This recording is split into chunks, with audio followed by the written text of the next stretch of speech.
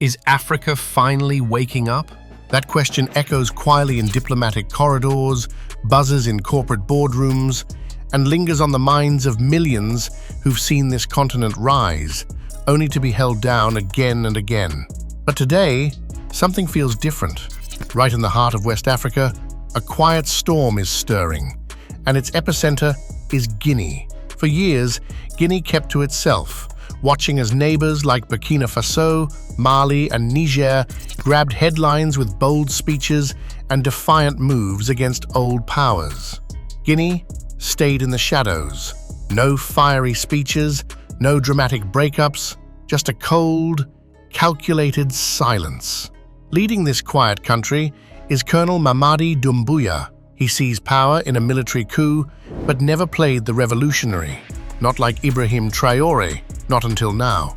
Because recently, that silence shattered. With one decisive move, Doumbouya cancelled the licenses of 51 foreign mining companies. No talks, no compromises, just a clear, unshakable line drawn in the sand. The message? Guinea's resources aren't up for grabs anymore. For decades, foreign corporations have carved into Guinea's land, mining gold, bauxite, and draining the nation's lifeblood. Billions of dollars made, while local communities were left behind in poverty. Now, Doumbouya says, enough. Is this a true act of patriotism? A bold step to reclaim what's rightfully Guinea's? Or is something darker lurking beneath this sudden shift? Some call it nationalism. Others whisper vengeance. One thing's clear. This isn't just about Guinea. This is Africa waking up. Because if Guinea is taking back control of its mines today, who's next?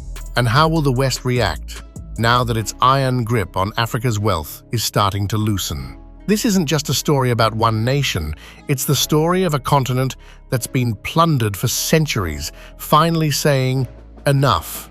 And what happens next? It could change everything. Guinea, a small West African country with just over 14 million people. But beneath its soil, a secret the world can't ignore. Gold, diamonds, graphite, iron ore, riches that have fueled empires, and now a new chapter in Africa's story. But there's one resource that puts Guinea right at the center of a global showdown: bauxite.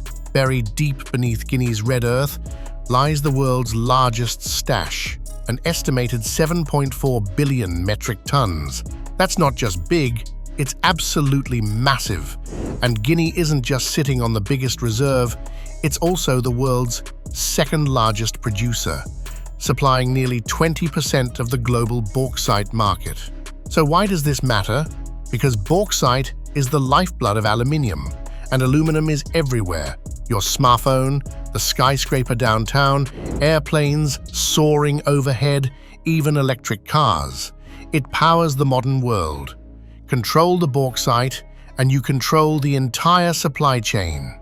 Guinea might not make headlines every day, but the truth is, the world depends on Guinea far more than Guinea depends on the world. So here's the big question. What is Guinea going to do with that power? Guinea is unbelievably rich, not just in bauxite, but gold, diamonds, graphite, iron ore, you name it. Tut. Like so many African countries, Guinea has struggled to benefit from its own treasure trove. Despite holding the largest bauxite reserves on Earth, its mining sector has long been dominated by foreign corporations. Companies that pull billions in resources out of the ground, while leaving behind poverty, broken promises, and empty roads. But now, everything is shifting. In a stunning and unexpected move, Guinea's military leader, Colonel Mamadi Doumbouya, revoked more than 51 mining licenses. This wasn't just some minor shakeup, it affects key mining operations across 5 major minerals, including bauxite and gold, with concessions granted between 2005 and 2023. The announcement came straight to the people, broadcast nationwide. Information Minister Fana Suma delivered it with steely clarity. These mining rights have been returned to the state. No strings attached, no fees. Why? Because the companies didn't live up to their end of the bargain. They promised to invest in the country, build schools, hospitals, create jobs, and protect the environment. They never delivered. Now, the rules have changed. This isn't just a crackdown, it's a warning. Guinea has had enough of being exploited. The only question is, how will the world respond? In Guinea, this story isn't new. Foreign companies come in, make big promises about schools, jobs, hospitals, but once the contracts are signed, those promises vanish like smoke. And Guinea's experience is just one chapter in a continent-wide pattern that's hard to ignore. Let's be real. Most of these foreign companies aren't coming to Africa to build, they're coming to bleed it dry. They're here to extract, to exploit, to take as much as they can while giving back next to nothing. They prey on weak regulations, dodge taxes, and skip out on royalties like it's part of the business model. Take Mali, for example. Barrick Gold, a major player that's been mining there for over a decade, has reportedly refused to pay a dime in taxes or royalties since 2021. The tab, nearly $500 million, and counting. But this isn't just about money, the damage runs deeper. In Nigeria's oil-rich Niger Delta, communities have watched in horror as their rivers turned black and their farmland withered. Oil spills poisoned the earth, and with them, generations of livelihoods. Companies like Shell and Chevron have been accused of turning fertile villages into toxic wastelands, then walking away. The result? Sickness, poverty, and seething anger. This isn't an exception, this is the African pattern. And finally, the continent is pushing back. In Guinea, promises were once sky-high. Emirates Global Aluminum, one of the biggest names in the global bauxite game, promised to do what no company had before, build a refinery right there on Guinean soil. It was supposed to be the turning point. No more just shipping raw bauxite overseas.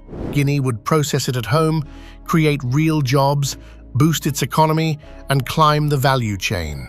But years passed. No refinery. Just delay after delay, excuse after excuse. The project never left the drawing board. And by now, the message is obvious. They never meant to build it. Because here's the bigger truth. Whether it's the West or rising powers like China, they want Africa to play just one role: supplier. A continent locked into exporting raw materials, forever importing the finished goods. Why? Because it keeps Africa weak, dependent, controlled. If Africa stays in this loop, it can't set the price of its own wealth. It can't build factories, industries, or true independence. And that's exactly the point. Because when Africa sends out its raw materials dirt cheap and buys back finished products at 10 times the price, the system wins. Just not for Africans. And that's the game, isn't it? That's why the world keeps circling back. Mining giants line up, again and again, not to help build Africa's future, but to strip away its present. But here's the million-dollar question. For how much longer? How long will Africa let outsiders define its worth? How long will it power the global machine while someone else holds the keys and steers the wheel? This time, though, things feel different. This time, Guinea isn't just watching, it's making moves. Big ones. In 2023, under Colonel Mamadi Doumbouya's leadership, Guinea flipped the script. It rewrote its entire mining code. No more open season on Guinea's resources. The new law says, if you want the gold, the bauxite, the iron, you process it here. You invest here. You don't just take from Guinea. You build with Guinea. And surprise, surprise, not everyone liked the new rules. Many companies, just like in Mali, figured they could ignore them. Business as usual. Profit over partnership. Wrong move. Doumbouya's government responded with precision. Over 51 mining licenses, revoked in one clean sweep. Just like that. Gone. It was more than a crackdown. It was a power move, a reset. At first, it sounded like a shockwave in the global resource market. But here's the twist. Most of the licenses revoked weren't the heavy hitters. They weren't the billion-dollar producers. They were explorers, speculators, small players with early-stage permits, still poking around the dirt, which means this wasn't a knockout punch, it was a warning shot. Guinea's exports are still flowing. Production hasn't skipped a beat, but the message? Loud and clear. Play by the new rules, or don't play at all. For the first time in a generation, a resource-rich African country isn't just responding, it's leading. And now, the spotlight's on. The whole world is watching. Let's be clear, those 51 revoked mining licenses, they weren't held by the heavyweights. These weren't the billion-dollar juggernauts running Guinea's resource game. They were mostly small operators, some barely active, some just holding ground, which raises a big question. Was this by design? A calculated sweep? A quiet reset to clear the field without shaking the system too hard? Critics wonder, was the government playing it safe, avoiding a showdown with the big dogs? Here's the real answer. No, they're not scared. They're smart. Take Emirates Global Aluminum, EGA. That's not some fly-by-night outfit. This is one of the biggest players in Guinea's mining sector, backed by Abu Dhabi's Mubadala and Dubai's Sovereign Wealth Fund. EGA's reach is vast. Through its local arm, Guinea Alumina Corporation, it controls nearly 700 square kilometers of land, home to an estimated 400 million tons of bauxite. Every year, they pull 12 million tons out of Guinea's red soil. That's not just a number, it's leverage. EGA alone represents a major slice of Guinea's bauxite economy. So no, the government isn't intimidated, it's strategic. They know if you go after a giant without a plan, the fallout can shake the whole economy. But if you start small, you send a message without setting off a crisis. And now, that strategy is shifting. Because EGA, the giant, is officially in the crosshairs. Tensions flared in 2023 right after Guinea updated its mining code. By October, it boiled over. The government hit pause, suspending EGA's mining and export operations. Why? A fight over customs duties. What happened next? The ripple hit fast. EGA's exports dropped from 14 million tons in 2022 down to just 10.8 million by 2024. That gap hit the global market hard. In London, aluminium prices surged over 2% overnight. Just like that, the world got a reminder. Guinea's bauxite isn't optional, it's essential. EGA says it's working things out, trying to restart operations. But behind closed doors, a senior Guinean official let something slip. The license is already gone. They just haven't made it public yet. If that's true, this isn't just about EGA. It's about a global power shift, one that could rattle supply chains, dent billion-dollar profits, and rewrite the playbook on how Africa does business. This isn't just about mining, it's about control. And right now, Guinea's holding the pen. So, why hasn't Guinea officially pulled the plug on EGA's license yet? In our view, it's all part of a bigger play. This isn't hesitation, it's leverage, a calculated pressure tactic, and it's working. EGA has poured serious money into Guinea. Losing their license wouldn't just hurt, it'd sting hard. So now, the message from Guinea's leadership is crystal clear. Play by our rules, or risk losing everything. And guess what? This isn't the first time we've seen this kind of power move in Africa. Back in 2023, Mali ran a similar playbook. After rewriting its own mining laws, most foreign companies shrugged off the changes. That's when Colonel Assimi Goïta stepped into the spotlight and didn't flinch. He didn't go after the small fish. He went straight for the sharks, Barrick Gold, and a major Australian mining firm. Government officials accused them of dodging taxes and skipping out on royalties. Executives were arrested, charges filed. At first, the companies pushed back, hard. They ran to the press, accused Mali of being anti-investment, claimed this would scare off international money. They tried to rally global sympathy, but Assimi didn't move. He stood tall, demanded what was owed, and didn't blink. And it worked. Under pressure, the Australian firm agreed to pay half of its debt up front, with the rest coming later. Only after that deal was struck were their detained officials released. This wasn't chaos, it was strategy. A clear message from a continent that's tired of being walked over. Africa isn't asking anymore. It's demanding. And it's just getting started. Africa's never going to fully thrive off its own resources, not until it starts making bold, fearless choices. But that raises the big question. Why are so many African countries still leaning on foreign companies to dig up their own wealth? Why can't they just mine it themselves? Well, the truth is, it's complicated, and it's real. Mining is expensive, not just a few $1,000,000, we're talking hundreds of millions just to get started. And even then, sometimes you drill for years and all you get is dust. That's time, energy, and money gone.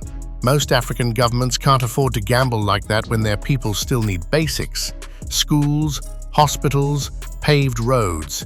And it's not just about cash, it's also about skills. Real, hands-on technical expertise. Mining at scale isn't like digging a hole in your backyard. You need geologists, engineers, advanced machinery, specialized teams, years of training, years of experience. But here's the catch. Most African countries never had a chance to build those skills because during colonial rule, they weren't allowed to. The West ran the show. They took the gold, the oil, the uranium, and used African labor to do the dirty work, but they never handed over the playbook. They kept the knowledge, the control, the high-paying jobs. Africans were left out of the loop on purpose. Even today, mining in the West isn't run by governments. It's dominated by powerful private companies. So expecting African states to suddenly take over that whole system, it's a tall order. But that doesn't mean Africa is helpless. In places like Burkina Faso, Ghana, and Mali, there are thousands of small-scale miners hustling every single day.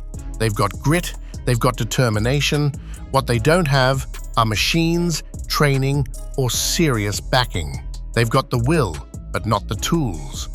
And when it comes to resources like oil or uranium, that skill gap gets even wider. These are high-stakes industries with massive technical barriers. That's part of the colonial legacy too, a system built to extract riches without ever transferring real power. For decades, Africans were kept on the sidelines while Western managers called the shots. In schools, students learned the theory, but not the tools. The concepts, but not the control. That wasn't an accident. It was by design. It was a system made to keep Africa dependent. But here's the bottom line. Not all foreign mining is bad. The real issue? Dependence. The failure to move beyond it. And that's what has to change. At this point in the game, Africa should already be ahead. By now, African nations should have invested in their people, trained engineers, built up tech, demanded real partnerships. They should have made it law. If a foreign company wants to mine here, they build here. Refineries, factories, real infrastructure on African soil. That alone would have created thousands of jobs. It would have transferred knowledge, skills, and power to the people. But that's not what happened. Now, though, the tide is shifting. Fast. In the Sahel region, military-led governments are tearing up the old playbook. They're writing their own rules. They're reclaiming control. And Guinea just stepped into that ring. The government didn't just revoke mining licenses to tidy things up. It was a message, a loud one. To every mining company out there, follow the rules or get out. No more half-baked promises, no more loopholes and lip service. Guinea wants results. If you're not building with us, you're not welcome. This isn't just about policy, it's a political stance. Bold and clear. From now on, only those who add real value to the country will stay. It's a line in the sand. And every foreign company in Guinea just got the memo. Adapt to the new mining code or prepare to lose everything. And honestly, every African country should be doing the same. For too long, Africa's been stuck in the same role, the world's raw materials supplier. Dig, ship, repeat. While nations like the US, France, the UK, Australia, and Germany take those raw materials and turn them into billion-dollar industries. Africa provides, the world profits.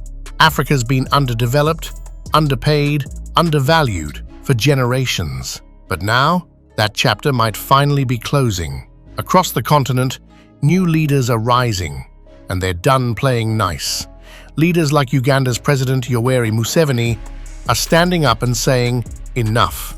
Enough with the exploitation. Enough with the fancy contracts that sound good, but do nothing for the people. Because here's the truth. The system was never designed to benefit Africa, but that's about to change. Every time word gets out that Africa's sitting on a new mineral jackpot, the same thing happens. Foreign interests come rushing in, fast. Diplomats, executives, advisors, all dressed to impress, suits sharp, smiles polished. They show up like they're pitching a dream, like they're proposing marriage. They wine and dine the leadership.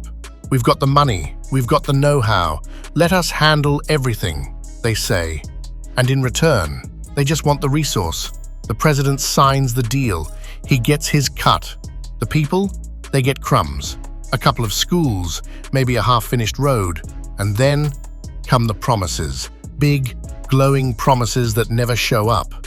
Meanwhile, the real wealth, billions in gold, bauxite, oil, rare earths, leaves the continent, gone, shipped abroad. That's been the playbook for decades. But now, Africa is waking up.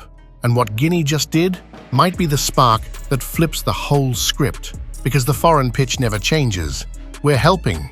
We're creating jobs. Our investment will attract more investors. Your economy will thrive. But stop. Take a real look around. Look at the mining sectors in nearly every African country. Where are the thriving local economies? The booming industries? The real benefits? They're not there. The truth is loud and clear now. It was never about partnership. It was always about extraction. But Africa's done playing along. And this time, the world is watching. Here's the harsh reality. African nations get pocket change in royalties, while foreign companies rake in millions every single year. And the craziest part? The mining sector looks great on paper. Reports say it's boosting GDP, attracting investment, fueling growth. But go on the ground. Look around. The story is completely different. Take Nigeria, one of the biggest oil producers in Africa. Decades of drilling, trillions in oil. And yet, who benefited? A tiny elite, corrupt official, and of course, the foreign oil giants. Meanwhile, the people, still struggling, still waiting. For years, Nigeria didn't even have a working oil refinery of its own. They had to ship crude oil abroad, then buy it back at a higher price. That's like growing your own food, sending it away to be cooked, and then paying someone else to eat it. It wasn't until Aliko Dangote, Africa's richest man, built a private refinery that things finally started to shift. But even then, the pushback came fast. Why? Because people who've been cashing in on a broken system don't want it fixed. They see reform as a threat, not progress. And that's what's on the line here. That's why Africa has to change the game. It's time for leaders to start saying no.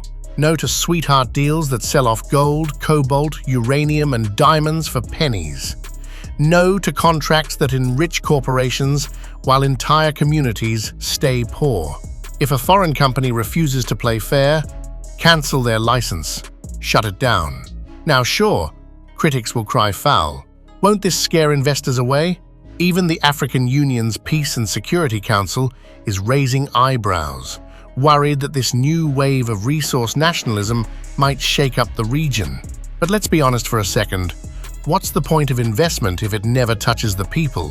Foreign direct investment has been pouring into Africa since the 1960s. So where's the change? Where are the roads, the schools, the jobs, the hospitals? Where's the wealth? It never arrived. Because the system wasn't built to lift Africa up. It was built to pull resources out. But now, the game might finally be changing. Let's be real. The investors aren't the ones suffering. Not the kids walking miles just to find clean water. Not the families living next to rivers poisoned by industrial waste. Not the miners breaking their backs every day, risking their lives for a paycheck that can't even feed their families. So no, keeping foreign companies comfortable should never come at the cost of African dignity. It's time to flip the script. Africa isn't poor. Africa is being looted. And the leaders who finally stand up and say, enough is enough. They might just be the ones who rewrite this entire story. Because let's face it, doing the same thing over and over and expecting a different result, that's madness. African countries can't keep handing over their resources, letting outsiders call the shots, and then wonder why progress never shows up. It's time for something real. Real accountability, real partnerships, real respect, mutual benefit, equal terms. No more crumbs from the table. Because anything less is just more of the same old exploitation. Now we want to hear from you. What do you think? Drop your thoughts in the comments below. And if this message hit home, like, comment, and hit that subscribe button. The conversation starts here, but it definitely doesn't end here.